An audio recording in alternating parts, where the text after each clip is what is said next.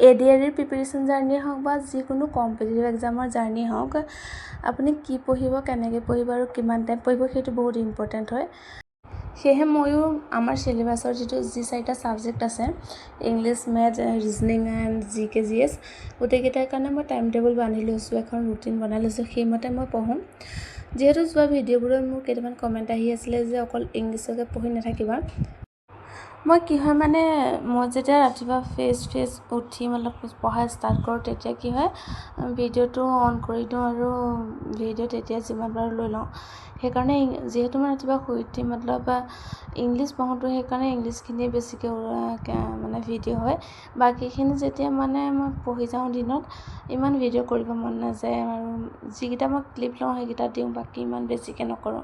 তো সেইকাৰণে চাগে আপোনালোকৰ লাগে মই বেছি ইংলিছ পঢ়োঁ, তেনেকুৱা নহয়।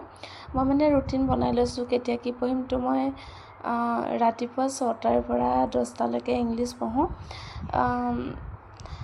যিহেতু মই কেতিয়াবা 3টাতো উঠি যাওঁ, বাট মই একচুৱেলি সদায়তো 3টাত উঠিব নোৱাৰোঁ। যেতিয়া মানে মোৰ টোপনি নাই সেইদিনা 3টাত উঠি যাওঁ।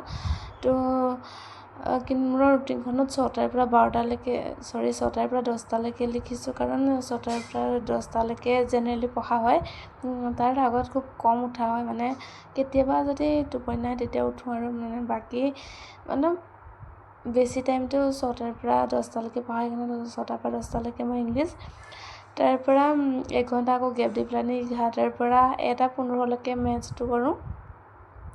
তাৰ পৰা আকৌ 15 মিনিট গেপ দি পেলাই 1:30টাৰ পৰা 2:30টালৈ অনলি 1 ঘণ্টা দিওঁ ৰিজনিঙত। ৰিজনিং যিহেতু মানে ইমান টাফ নালাগে আৰু ৰিজনিঙৰ যিহেতু এক্সামলৈ টাইম আছে, সেইকাৰণে মানে বেছি লাহে লাহে গ'লেও হ'ব, বেছিকৈ নকৰিলেও হ'ব। সেইকাৰণে মানে 1 ঘণ্টা ৰিজনিঙত দিওঁ। তাৰ পৰা আধা ঘণ্টা আকৌ গেপ লৈ পেলাই 3টাৰ পৰা ৰাতি 10টালৈকে GK/GS কৰোঁ। বাট ৰাতি 10টালৈকে পূৰা এনি টাইম কৰি নাথাকোঁ, 20 মিনিট মানে গেপ লওঁ। বাট 3টাৰ পৰা 10টালৈকে মই GK/GS পঢ়োঁ। তাত গোটেইখিনি জিঅ'গ্ৰাফী, হিষ্ট্ৰী, পলিটি, ষ্টেটিক্স, ছায়েন্স সকলোখিনি একেলগে তাত পঢ়োঁ। তো তেনেকৈ মই ৰুটিনখন বনাই লৈছোঁ।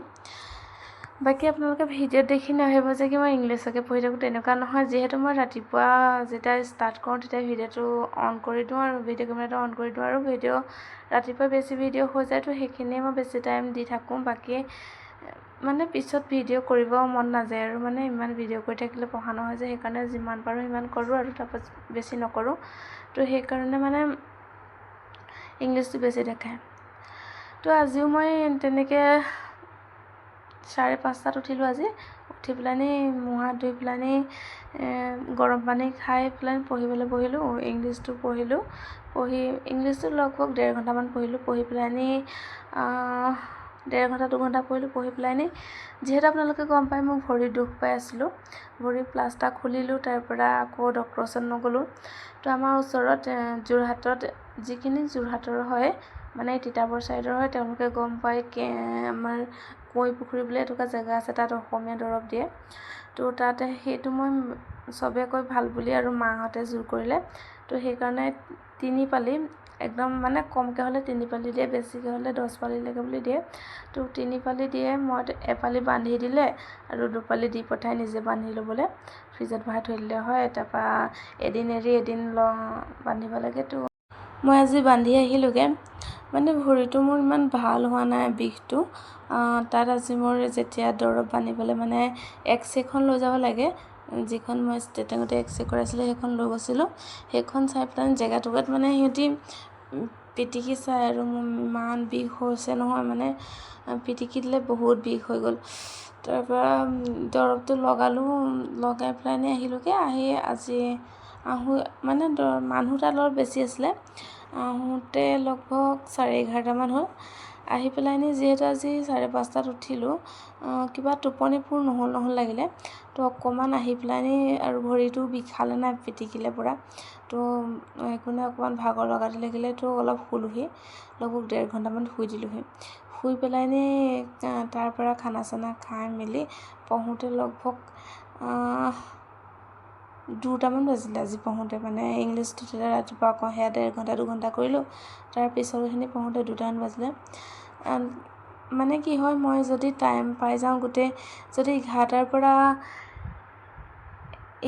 পৰা মানে এটালৈকে পঢ়িলে মেথছটো কমপ্লিট হয় কিন্তু আজি যিহেতু ইমান বেছিকৈ পঢ়া নহ'লে চবৰে আধা ঘণ্টা দিলোঁ ইমান বেছিকৈ পঢ়া নহ'লে কিন্তু মই বেছি নপঢ়িলেও মানে কি কৰোঁ যিকেইটা ছাবজেক্ট হয় প্ৰত্যেকৰে অকণমান হ'লেও চুই থওঁ মতলব মই এদিন নপঢ়িলে পিছদিনাখন কিবা পঢ়িব মন নাযায় সেইকাৰণে মানে অলপ হ'লেও চুই থওঁ তো সেইকাৰণে চবতে আধা ঘণ্টা হ'লেও দিলোঁ মেথছত আধা ঘণ্টা এটা দিলোঁ যিখিনি মানে বেলেগ নকৰিলোঁ যিখিনি আগতে কৰিছিলোঁ সেইখিনিকে কৰিলোঁ মই পৰহি কৰিছিলোঁ এইটো AP চিৰিজটো এৰিথমেটিক প্ৰগ্ৰেশ্যনটো যে সেইটো কৰিছিলোঁ তো সেইটোকে আকৌ ৰিভাইজ কৰি দিলোঁ তাৰপৰা সেয়া আধা ঘণ্টা কৰিলোঁ কৰি পেলাইনি ৰিজনিং আধা ঘণ্টা কৰিলোঁ তাৰপৰা GK GSত ধৰিলোঁ GK GS যিহেতু বহুত হয় ডেইলি মানে মই প্ৰত্যেকটো টপিকেই হিষ্ট্ৰী জিঅ'গ্ৰাফী ষ্টেটিক পলিটি চবৰে অলপ হ'লে পঢ়োঁ তো সেইখিনি গোটেইখিনি অলপ পঢ়িলোঁ বেছি টাইম নিদিলোঁ অলপ টাইম দিলোঁ আৰু তাৰপৰা MCQ বুক দুখনৰ কথাটো আপোনালোকক কৈছিলোঁ সেই দুখনৰ মানে মই ডেইলি 50টা কুৱেশ্যন কৰিব ট্ৰাই কৰি আছোঁ তো দুইখনৰ 50টা কুৱেশ্যন কৰিলোঁ তাৰপৰা মই কাৰেণ্ট এফেয়াৰ্ছ কৰিলোঁ কাৰেণ্ট এফেয়াৰ্ছত কি হয় মোৰ মই তেনেকৈ একো লিখাও নাই আৰু PDF ডাউনলোড কৰা নাই বাছ ভিডিঅ'টো লগাই দিওঁ আৰু চাওঁ মনতে অকণমান আওৰাওঁ আৰু সেনেকৈয়ে মই কাৰেণ্ট এফেয়াৰ্ছ পঢ়িছোঁ কাৰণ লিখিব আৰু কিমান লিখিম আমনি লাগে লিখা নাই আৰু PDFো কিমান ডাউনলোড কৰিব PDF ডাউনলোড কৰি প্ৰিণ্ট আউট উলিয়াবলৈ দিমাগ খাৰাপ হৈ যায় ইমান এটা PDF ডাউনলোড কৰি উলিয়াবলৈ যাওঁতে কিমান পইচা লাগে তো ইমানবোৰ উলিয়াই থাকিব নোৱাৰিতো সেইকাৰণে ভিডিঅ' মানে কাম কৰি থাকোঁতেও ভিডিঅ'টো চাই দিওঁ এনেকৈও মানে 10-15 মিনিট চাই দিওঁ তেনেকৈয়ে মানে যিহেতু এই বছৰৰ কাৰেণ্ট এফেয়াৰ্ছে কৰিছোঁ মই যোৱা বছৰ নকৰোঁ জানুৱাৰীৰ পৰাহে কাৰেণ্ট এফেয়াৰ্ছ কৰিছোঁ তো এই 8 মাহৰ কৰি আছোঁ তো ইমান টাইম নালাগে 20 মিনিট ডেইলি দিলেও হৈ যাব তো আজি ইমানেই কৰিলোঁ ভিডিঅ'টো ভাল লাগিলে লাইক কমেণ্ট শ্বেয়াৰ কৰিব চেনেলটো ছাবস্ক্ৰাইব কৰি দিব আৰু ভিডিঅ'টো শেষলৈকে চাব আৰু যিহেতু শেষলৈকে চালে তেওঁলোকক বহুত ধন্যবাদ